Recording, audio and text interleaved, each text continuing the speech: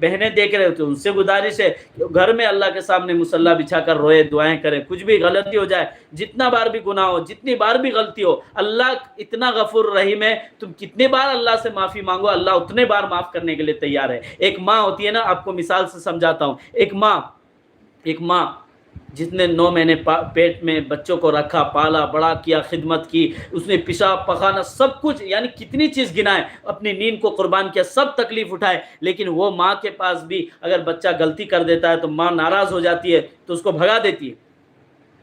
ایک بار بھگائے، 2 بار بھگائے، بہت زیادہ ستانے لگتا ہے تو آخر میں بولتی جا، تو میرا بیٹا ہی نہیں، تو اتنا پریشان کرتا ہے. اللہ کہتے ہیں کہ تو 1000 نہیں، ایک ماں جو 2 سے 3 بار میں اتنی ناراض ہو جاتی ہے اور اپنے آپ کو چھوڑ دیتی ہے، الگ کر لیتی ہے، بتاؤ اس ماں سے کتنا زیادہ اللہ محبت کرتے ہوں گے کہ اس بندے کو اس حالت میں بھی اللہ کہتے تیرے سے گناہ ہو گئی، کوئی بات نہیں، تو معافی مانگ لے، تو توبہ کر لے. ایک بار بول اللہ میری توبہ، اللہ توبہ، میں توبہ کرتا ہوں، اللہ میں عزم مصمم کرتا ہوں اب توبہ نہیں، اللہ میں غلطی نہیں کروں گا، بھول سے غلطی ہو جا رہی ہے، ایک آنسو بہا دے. اللہ کہتے ہیں تو ایک آنسو بہا دے، میں پوری زندگی کے گناہ کو معاف کرنے کے لیے تیار ہوں. جو آنسو تیرے آنکھ سے گر جائے، میرے ڈر اور خوف سے، حدیث میں یہ بات کہ اگر آنکھ سے ایک آنسو کا قطرہ اللہ کے خوف سے گر جائے تو وہ انسان کی مغفرت ہو جاتی ہے، اللہ سارے گناہوں کو معاف کر دیتے ہیں. اللہ اتنے غفور رہے.